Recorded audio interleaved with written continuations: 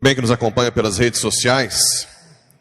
Então hoje, o dia da apresentação do Senhor, Sagrado Coração de Jesus, memória do Padre Viro e de todos esses aqui que fizeram parte da história da igreja de Porá. Eu disse que outro dia eu estava no cemitério e eu via como que os demais que estão enterrados com o Padre Viro dizendo: e nós? Quando seremos lembrados nas missas, né? E na verdade, me veio no coração que além dos padres e religiosos, nós deveríamos colocar alguns leigos. O que seria um padre sem o leigo?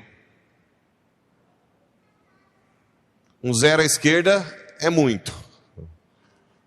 Se não tiver alguém que compra a ideia do padre, que ajuda, o padre não faz nada, né? Então é injusto. Claro que leigos são muitos, por isso que eu disse, coloca umas fotos de leigos esse ano, ano que vem coloca outros leigos e mantenha, né, todos os padres, bispos, religiosos.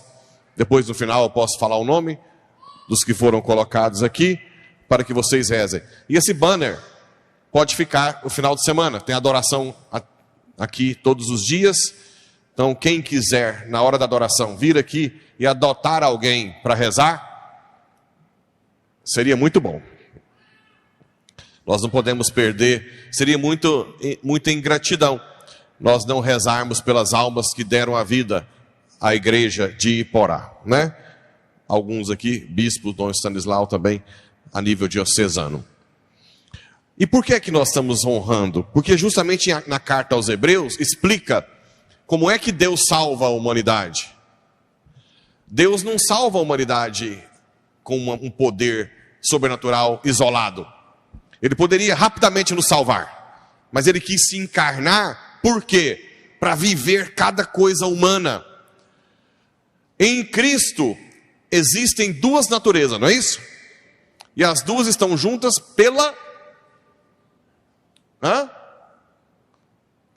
união hipostática. Hipóstasis é indivíduo.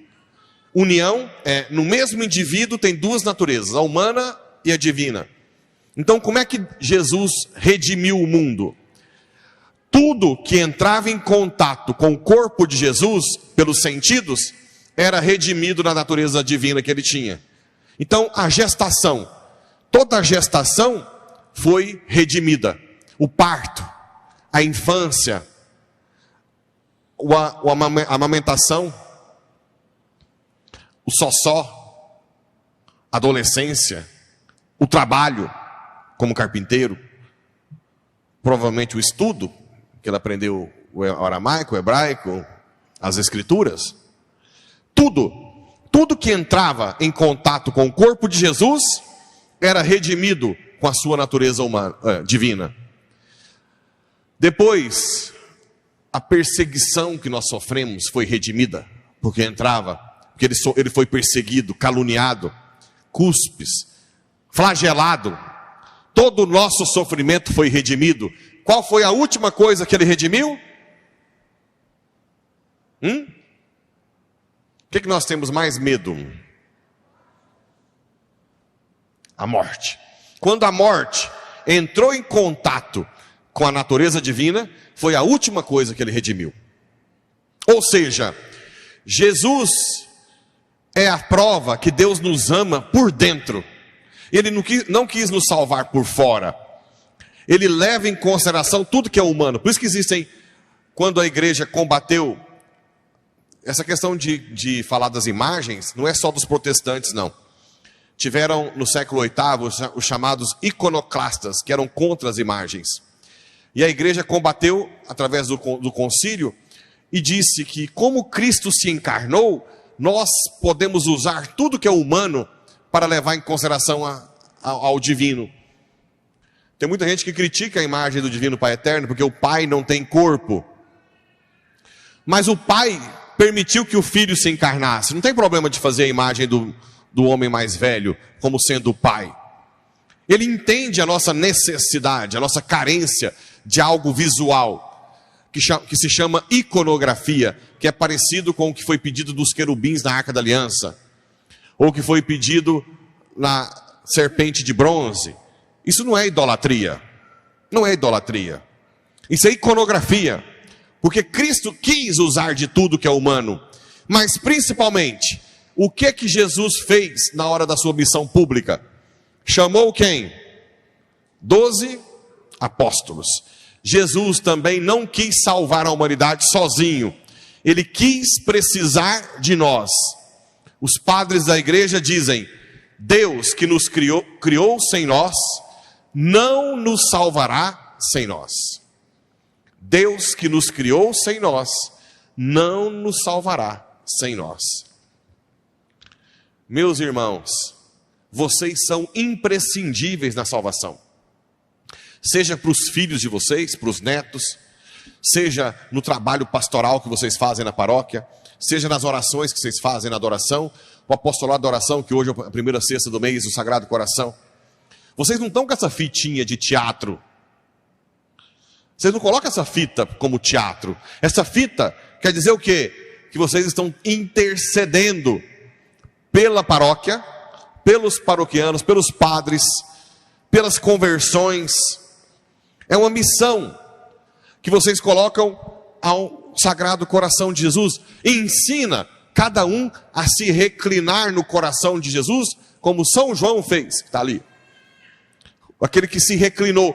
O único apóstolo que estava aos pés da cruz foi aquele que se reclinou no peito, no coração de Jesus. Então o apostolado tem que fazer com que todos nós, uma das críticas ou conselhos que eu recebi ano passado e que nós vamos tentar melhorar esse ano, é a falta de interação entre as pastorais. Existe ainda um isolamento, né?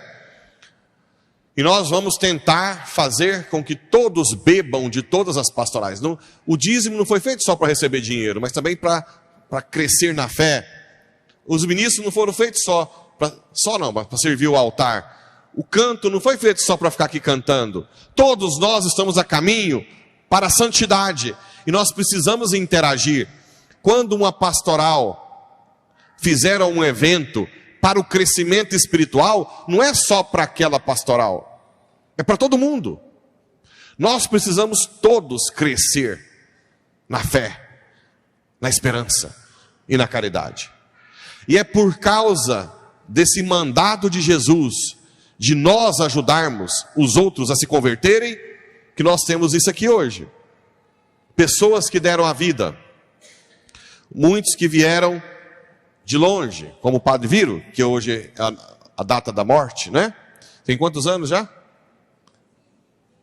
15 anos. Tantos outros aqui, que são estrangeiros, Stanislau, irmã Benigna, está aí? Está aqui. Tantos outros, que vieram de longe, para evangelizar uma terra distante, longe da família, longe da cultura, né? Longe de tudo. Se não fosse necessário, eles não precisavam ter vindo. Jesus, com o seu poder extraordinário, poderia converter todo mundo de Porá. Mas também era necessário os leigos que estão aqui, depois eu vou falar mais no final, tantos leigos que ajudaram. Tem aqui casais de idosos. No final eu falo os nomes que estão aqui, para serem relembrados. A gente reza uma Ave Maria por essas almas. Só que nós temos que imaginar que todos nós erramos. Ninguém é perfeito, até que seja canonizado. Então nós temos que rezar por essas almas. Ai de vocês se eu morrer, se vocês não rezar por mim. Eu puxo o pé de todo mundo, toda noite. Arranco da cama, puxo o cobertor, desligo o ar-condicionado, quando tiver calor, até vocês tomar vergonha e rezar por mim, né? Por quê? Porque quem é dado mais será cobrado. O meu julgamento vai ser o pior daqui dessa sala, Depois o diácono é o segundo. Não é? Mas o julgamento que o chicote mais grosso, mais cheio de trem é o meu. Por quê? Porque a quem é dado é mais cobrado. Então, os meus pequenos erros são considerados graves. O que é considerado erro para vocês, para mim é mais grave. E imagina outros padres, né? Então todos, um bispo como Dom Stanislau, ele vai ser, o julgamento dele é maior que o dos padres. Mais duro. Muito duro. Então a gente tem que rezar, porque uma alma dele pode sofrer muito. Tiveram muitos santos que tiveram visões de papas, que diziam que sofria muito no purgatório, implorava que se rezasse pelas almas dele. Então é importante entender a grandiosidade de vocês. Vocês hoje também serão cobrados pela evangelização que vocês estão fazendo, primeiro com a vida. Vocês estão dando o testemunho com a vida, depois com palavras, né? Com a vida seria na família, principalmente, que a função principal de vocês é na família, na paróquia, o serviço que vocês fazem, no trabalho, e depois, se necessário, com a pregação, com as palavras, né? Então, Hebreus fala muito disso, ó.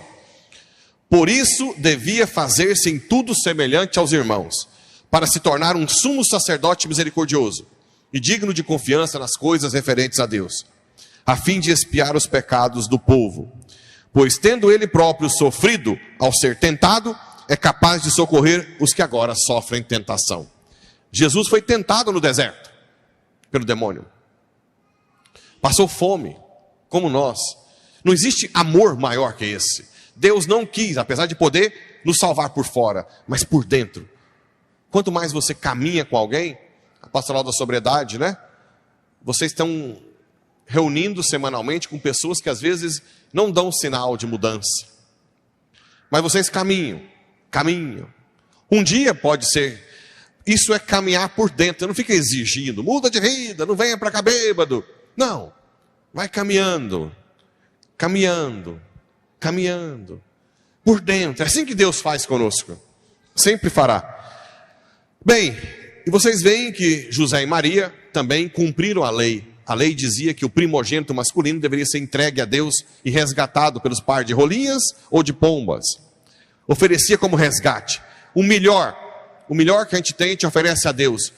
Quem vive nessa vida segurando para si e não oferece o melhor para Deus, vive frustrado, vive sempre vazio, né? Pessoas mesquinhas, que não ajudam a igreja, que não fazem caridade, que fica contando aquilo como se aquilo fosse fazer falta, não devolve o dízimo, não ajuda nas pessoas que precisam, né? Outro dia alguém me ligou: padre, estou com a cesta básica para doar, como eu faço? Fala, meu amigo, a gente doa lá dezenas de cesta básica. Você quer ir lá entregar na igreja ou você quer especificamente entregar para alguém? Aqui é um poço sem fundo. Aqui todos os dias tem gente pedindo dinheiro para... às vezes vocês não veem, só as secretárias, tá? A Isabela está ali. Todos os dias, né, Isabela? É energia, é água, é telha, é goteira, é sei lá o quê. Que o dízimo que vocês devolvem, promovem. O dízimo. Sem vocês saberem, vocês estão ajudando dezenas e dezenas e dezenas de pessoas. Sem contar a Capela Sagrada Família, que está sendo construída grande parte com dízimo. Sem contar Jacinópolis, que nós estamos reformando também lá, para servir até para encontro com dízimo. Às vezes a gente não fica fazendo... Imagina quanta coisa vocês fazem, né? Os encontros, a Fazenda da Esperança, as ajudas que a gente dá. Agora nós vamos ajudar mensalmente a Fazenda da Esperança. Acabei de acertar lá.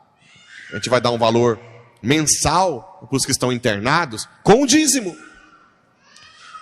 Imagina o que vocês fazem sem saber que estão fazendo. Imagina, né?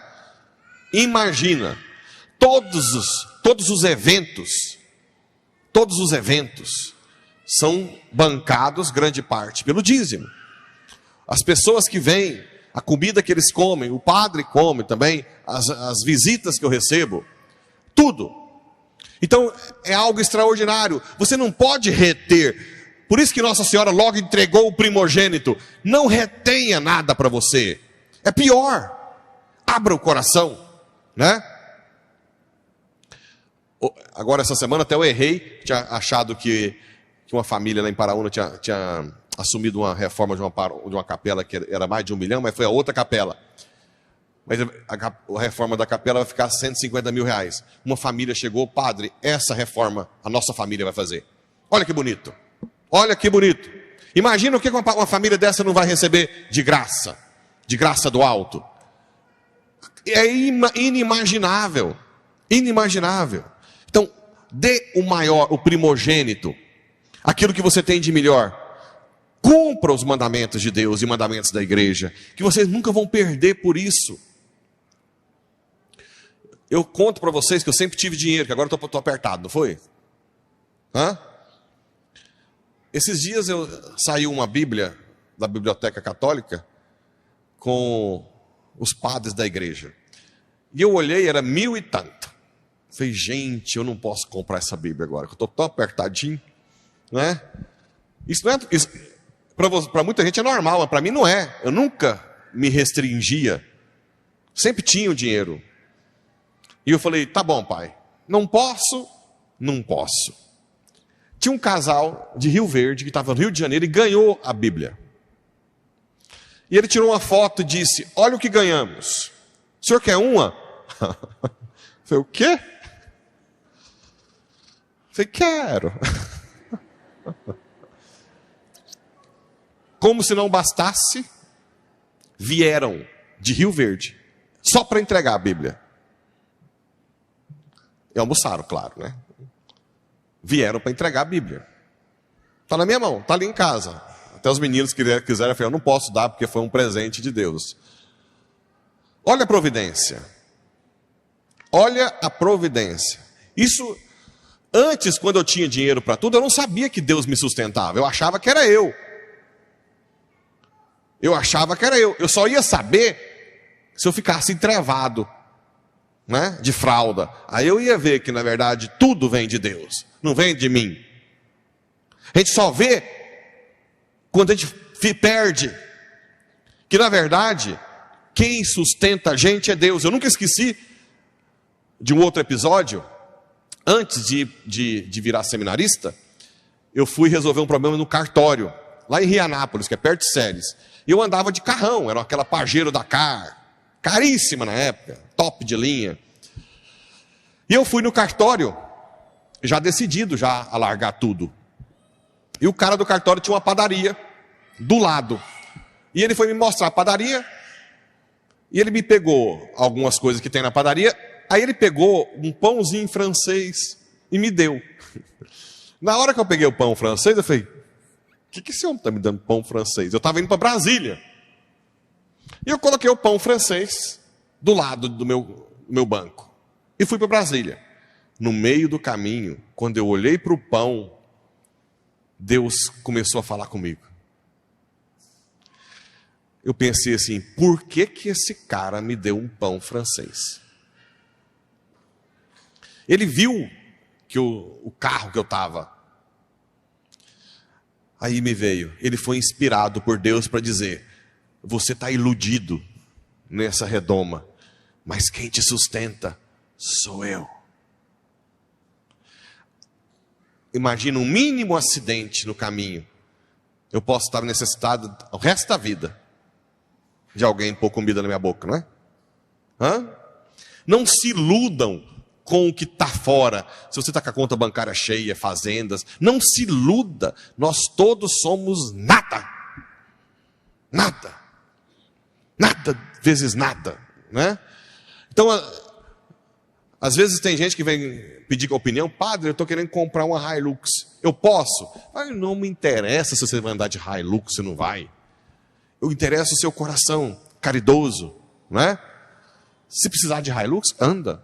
Se precisar de avião, compra. Tem gente que tem, né? tem negócios fora, compra um avião. Mas seu coração primeiro é de Deus? Você entrega o seu primogênito para Deus, a sua vida, as suas horas de oração? Vocês entregam? Vocês passam os horários de adoração? Vocês rezam o rosário, o terço? Vocês fazem caridade? Quando a gente lança uma campanha para ajudar alguém aqui, ou a capela, é tudo, quem ajuda são os que têm menos. Porque cadê aqueles, né? Porque cadê o seu primogênito? Esse é um aspecto. Nossa Senhora dá o que tem de melhor, São José. E eles ganharam o céu. Nossa Senhora é rainha dos céus. O outro aspecto da apresentação de Jesus são Simeão e Ana. Ana, viúva, já ficou anos e anos na igreja, fazendo jejum de orações. Não quis casar de novo. Gente, você ficou viúvo, melhor coisa é não casar. Quer a opinião minha? Olha que eu atendo casais o tempo inteiro. Não casem. Vem dedicar a vida ao Senhor. Eu sei que dói. Eu sei que dói. É uma dor doída. Quem vive 20, 40 anos juntos, 50. É doído. Mas se você consegue transformar essa dor em oferecimento a Jesus, como Ana fez, que ficou anos, vai chegar um momento que você vai ter uma recompensa. Ana pegou o Salvador nas mãos. E Ana está no céu para sempre. Não vale a pena. Agora, se não dá conta, se não aguenta, né? Tudo bem. Como diz São Paulo, se é meio fogoso, meio fogosa, melhor casar, né? Se o trem não consegue apagar o fogo, casa. Mas se você consegue transformar o fogo do corpo em fogo do espírito, não case. Venha viver a viuvez aqui. Os viúvos e as viúvas são os preferidos, os meninos dos olhos de Deus. Os viúvos, as viúvas e os órfãos são os preferidos de Deus. Se vocês conseguirem viver na igreja essa condição, as graças que Deus vai mandar é enorme, enorme. Olha aqui, Ana chegou nesse momento e pôs-se a louvar e a falar do menino. Simeão, Senhor, agora eu posso morrer. Simeão também ficou esperando anos. Não desista, se você espera a graça, não desista, uma hora ela chega. E se não for nesse mundo, você vai ter o céu, né? Santa Rita aceitou perder os filhos para não serem assassinos, e ela está há quantos anos com esses filhos no céu? Quantos anos? 1.300 até hoje. 700 anos que ela está com os filhos no céu. Vivam, aprendam a ter paciência, que Deus vai te responder. Venha, passou o luto, passou a dor, venha servir com Jesus, entra na apostolado de oração. Olha, agora a minha vida é doar-me ao Senhor. Reza, venha, pega os horários de adoração, já que você vai ter mais tempo. Eu vou adotar o padre, o pároco, para eu rezar por eles. Eu vou adotar essas almas. A minha vida agora vai ganhar mais sentido ainda. É isso que mostra Simeão e Ana, que vale a pena esperar. Se você tem filhos que usam droga, não desista. E se eu morrer? Se vocês morrerem sem o filho converter, se você morrer na santidade, eu garanto que seu filho vai estar no céu. Garanto. Porque Deus não erra. Eu nem pedi a Bíblia. Só falei, tá bom, pai, já que eu não posso, paciência. Sem contar inúmeras outras coisas que já chegou para mim que eu estava precisando. Chega direto. E olha que eu ainda não sou daqueles humildezinhos, né? Imagina um santo humildezinho mesmo. Devia chegar tudo. Tudo.